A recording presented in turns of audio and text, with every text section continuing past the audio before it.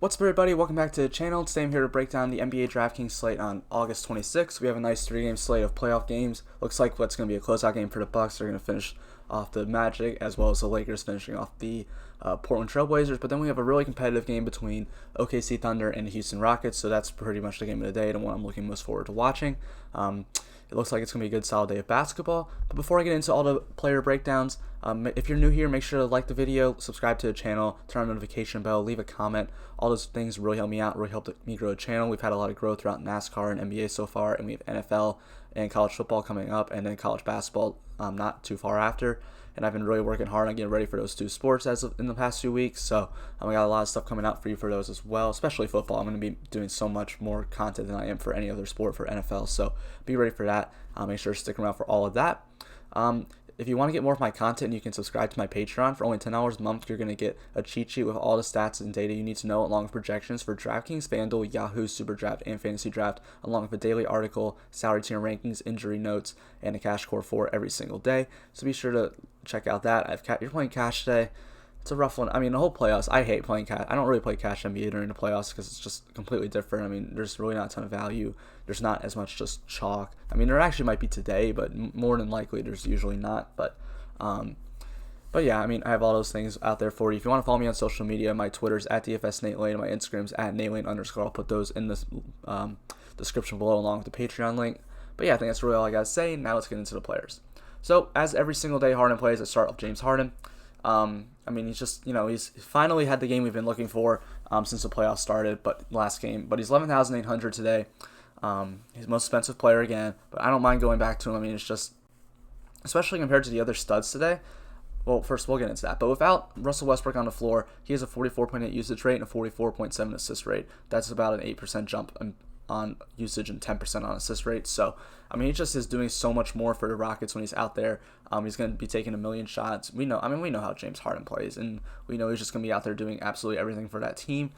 So, yeah, Harden just looks like the guy we wanted to go to today. I mean, just compared to the other studs, like for Portland or for the LA Lakers, like LeBron and Anthony Davis, I mean, there's no Damian Lillard for Portland today, so that game's probably going to be a blowout, so I don't really see them hitting their ceilings more than likely. I mean, it could happen, but I feel like that's kind of not really the way to go. And, I mean, Milwaukee probably blows out Orlando, too, so Giannis, another player who probably just doesn't hit his ceiling today. I think Harden's the most likely player to hit his ceiling just because I think he's going to be out there for more minutes than the other guys. So, I mean, I could be wrong, and I don't think it's wrong to play those other guys, but I think James Harden just more than likely hits his ceiling out of all these guys. He's my favorite to pay up the option today. He hasn't been every single day, every single slate. I mean, some days I've liked paying for Anthony Davis. The other day I liked paying for LeBron, and that would have worked out if that game wasn't a blowout. But James Harden today I think is far and away my favorite one, just because I don't think there's blowout risk, and I think there's more chances that he hits his ceiling than the other guys. And of course, he does continue to have the most usage out of all those guys. Daniel House, 5,500, has just been playing really good. I mean, there's really nothing that stands out about him to me, but he's just looked really good for them. I mean, he's looked like really their second or third best player in these playoffs. I mean, I guess PJ Tucker probably has been their second best player so far, but I'd say Daniel House has been third. He's looked solid. Just, he's producing well in DraftKings. He's been averaging more like 0.9, 1 point per minute every single game. So I think House looks like a solid option. The LA Lakers, I actually have a lot of Lakers I'm interested in today just because I think this game does blow out personally. So, I mean, I put LeBron and AD in there, but some of these smaller guys or other guys, I didn't put Dwight Howard on here, but I'm interested in him too. But Kentavious Caldwell-Pope, he'll get a little bit more run. There's a blowout than some of the other guys, but probably still not a ton. But he's been playing pretty solid recently too. Been hitting the threes at a efficient rate. He's only $3,500. I have him for 28 minutes right now, but he could get up to 35 if this game is close. He's just, he's only 3,500, gives us some solid value on the slate. Probably not someone I want to go too crazy with, but, you need some value if you want to play Harden. I think Kentavious Caldwell-Pope's one to go to. I also think Alex Caruso's one to go to also, because especially he will get blowout run. $3,400. I have him for 27 minutes right now, but he could get to like 34, 35, and I don't think a lot of people will be shocked. His rates aren't going to stand out to you. He's not a high usage player, not a high assist rate player, not a high point per minute player, but again, he's going to be out there a lot, and we need value on the slate. He just knocks down some threes, maybe gets some assists like Bron or AD or something, then he pays all that salary. So that's what we're looking for from Alex Caruso. Anthony Davis at $10,500. I mean, the best matchup on the slate, I continue to say that every single time that Portland and the Lakers play, Anthony Davis just continues to have the best matchup, and he does. I'm just a little worried. I mean, I have all these guys projected for like a normal game, like it's not going to be a blowout, but the thing with Anthony Davis is this game, I just don't, like, I'm not too excited to get to Davis and Bron today because without Lillard, I don't think Portland has anything for the Lakers, and the Lakers probably just come out and blow them out and move on to the next round. So I think Anthony Davis is a little bit risky on that. And same thing with LeBron, but he's still in a fantastic matchup, a pace-up spot, a terrible defense, and he's a high point per minute player, and he's the lowest out of all the studs. So I do like Anthony Davis if you think this game is going to be close, but if you think this game is going to blow out, I'd probably just stay away from both him and LeBron. Danny Green at $4,000. He just projects out as a value right now. He's going to get 30 minutes, but he's another guy that if it blows out, I wouldn't really want to get to as much. Danny Green, he projects out as a value. If you think this game's going to stay close, then yeah, I think Danny Green's a fine one to go to. But if you think this game's going to blow out, I wouldn't get to any Danny Green personally. LeBron James, $10,800. Not going to have as much today. It's a great matchup. Everything looks great for him. He's probably going to play great for 2.5 quarters, but that's about it. I don't think he hits his ceiling today just because I don't think he's out there that much. I don't think this game stays close.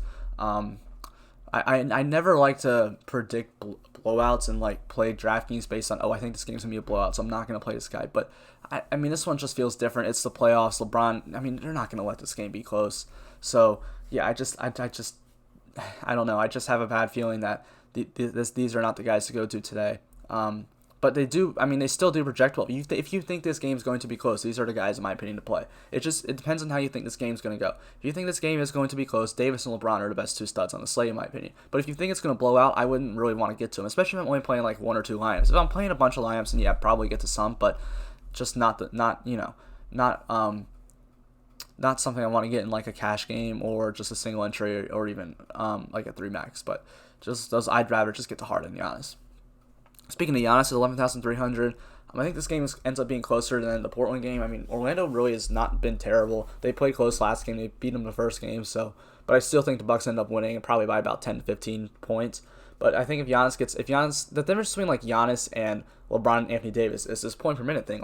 Giannis is a 1.9 point per minute on the year. 1.5, 1.4 are great. They're some of the best in the league. But 1.9 is insane. If Giannis plays 28 minutes, he could outscore LeBron and AD easy. It's not even close. He's just so productive when he's on the floor. He's just doing everything. Gets rebounds, gets blocks, gets steals, scores, gets assists. He does absolutely everything. Guy just won Defensive Player of the Year yesterday. He's gonna win the MVP. He's just been absolutely insane this year. So yeah, Giannis still is a great play to me. Brook Lopez, 5,200. Brook Lopez, man, that dude had 23 DraftKings points at halftime in the last game, and he ended the game with 24.5. That was such a disappointment. I was so happy because I had a ton of Brook Lopez, and he was looking like a smash early on, and it just didn't work out. But he's still too cheap. He's going to be probably run out there for about 30 minutes of the game's close, a 0.9 point per minute player. He's got one of the higher usages on the team. If he can just knock down some threes, he's going to pay it off for you. They need him out there to guard Vucevic, so he's going to be out there. They're not just going to let Vucevic get guarded by, Ersan Ilyasova or Pat Connaughton or something. So Brook Lopez is going to be out there. They're going to need him. So I think Brook Lopez still is it's a fine play. Chris Middleton, $7,800. I think this is someone that people aren't going to play today. And, he's been terrible recently, but I think this is actually a place where I want to go to Chris Middleton, finally. If you watch the last game, the Orlando-Milwaukee game, Middleton was struggling the whole game like usual, but in the fourth quarter, he picked it up. He was starting to knock down his shots, which has been Chris Middleton's problem the entire playoffs. He just hasn't been able to hit anything. All of his shots have been she's just been shooting terrible, but he finally started to hit them, and if he can carry that momentum into this game, he's going to be great at 1,700 at someone who's probably going to be lower owned, because he's not super cheap. Everyone's just been Chris Middleton hasn't been good recently. They're not going to get to him. He's never really a higher owned play anyway, but if he can start knocking down his shot, he's going to end up being a great play today. So Chris Middleton is someone I do want to get to just because I think he's going to be lower owned. I could be wrong, but I really doubt that he'd probably get more ownership than the 3% he had last game, but or at least in my term, he's 3% owned. But I still just don't expect him to be high owned at all, so I do want to get some exposure to Chris Middleton. Now we go to Okc Thunder, and this is, I think, maybe the first time I've ever put Lou Dort in a video, except for the time he was minimum salary. But Lou Dort has actually been playing solid like that. His point per minute has gone up for sure. He's starting to knock down some shots. He's been more aggressive on offense. And personally, I just think this guy's actually going to be a really good NBA player. Not saying he's going to be an all-star or anything, but he's going to be a legit star. He's a good NBA player. He's one of the best defenders already in the league, in my opinion, especially on-ball defenders. Harden's giving him 40, but Harden gets everyone 40. It's still he's frustrating him. He's not scared of the moment, and he's starting to be more aggressive with his shot. I can see him working on if he continues to work on his jumper, he's going to be a very valuable piece to this OKC team long term.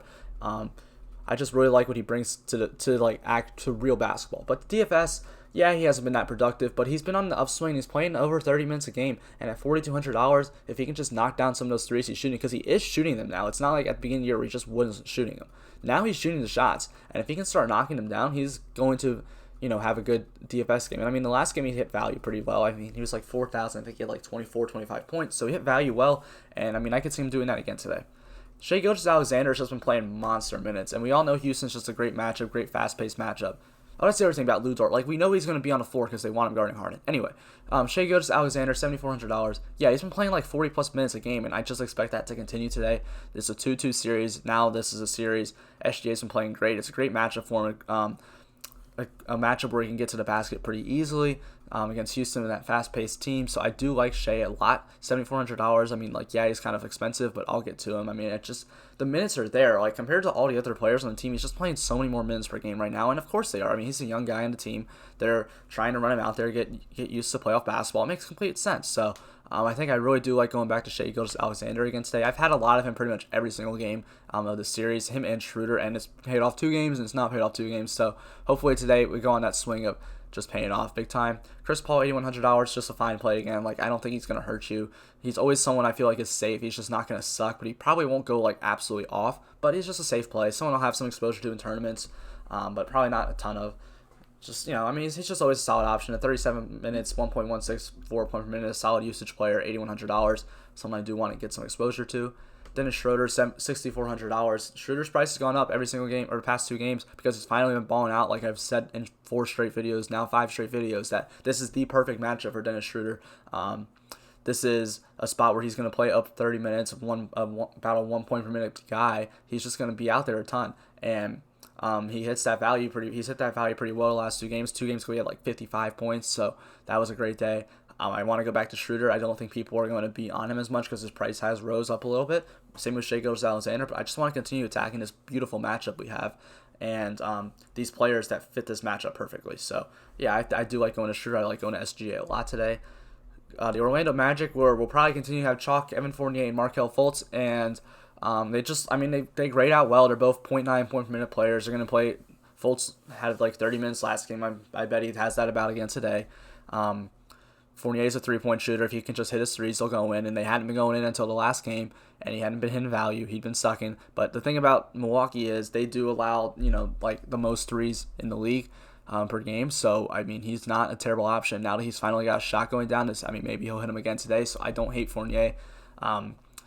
If he's super chalky, I'd still probably avoid him just because he's a scoring-dependent guy. But Markelle Fultz, $5,100. The problem with Markelle Fultz is he's $5,100 now. He's not $4,500, and we really hadn't seen a good game from him until last game. But he is still a .92 point per minute player. He's a high-usage guy. He's going to be out there about 30 minutes a game, so I think he's still fine at $5,100. I don't love him as much as I have recently, but in the past few games. But I think today he's still a fine option. Terrence Ross at $5,000, I continue to love, actually, just because I think he's just always such a good pivot off of Fournier, because Fournier's always so chalky, and Ross gets like half the ownership. And at $5,000, he's going to play about 30 minutes. He's a 1.1 less, or actually 0.05 less point per minute player than Evan Fournier in the season. He's going to go out there and just chuck up shots. If he gets hot, he's going to break the slate. We haven't seen him get hot yet, but, you never know. Maybe that's today. Like I said, he loves to shoot the threes. Like I said, Milwaukee allows like most threes in the league. So I think Ross still projects out as a good play. And just because I know the ownership's going to go to Fournier and I can just pivot to Ross, that's why I love that. So I think Terrence Ross still grades out as a good play. And Nikola Vucevic, without Aaron Gordon on the floor, gets a nice usage bump. He has the whole series. He's just been really doing everything. He's really the only reason that some of these games have been close. Is Vuce has been just going off. And I'm going to continue to go to him. He's going to play in upper 30s to about 40 minutes per game, a 1.3 point per minute player. He gets rebounds, he gets assists, he scores, he hits threes. He's great. He's actually like Vucevic is just a really underrated center in the league. Personally, I've always thought he's just really skilled. He's just stuck in Orlando, but I think Vucevic does great out as a solid option today at 9,200, and he never gets a ton of ownership, but he's going to put up about 50 to 60 points probably again. So I think Vuce still looks like a good solid option, just as like someone that no one else is going to play today. Then we got the Portland Trailblazers, where I'm sure McCollum ends up being the chalk of the day. But Portland's without Dame today. That opens up a lot of minutes and a lot of usage. Dame has been playing over 40 minutes a game. He's the highest used player on the floor.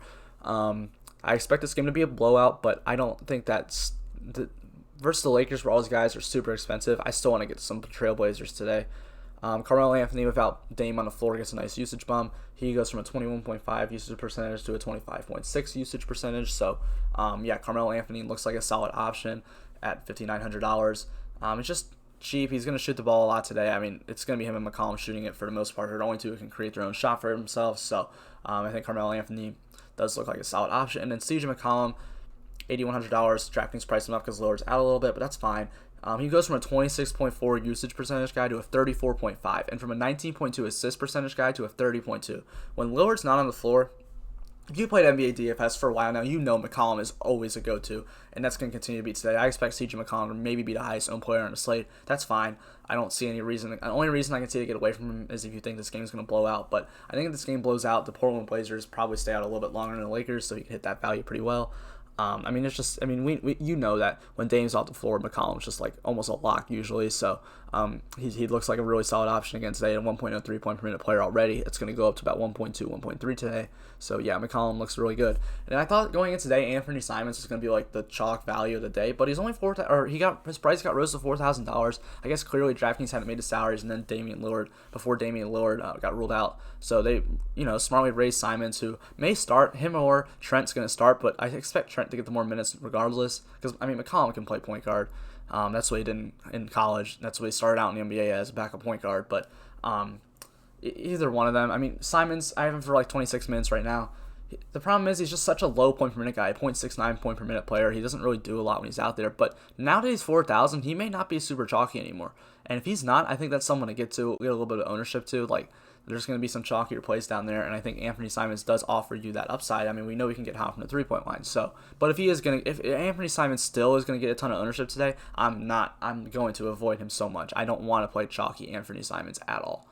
And then Gary Trent at $4,800. He grades out as a solid option just because he's $4,800. He's going to play about 36 minutes today.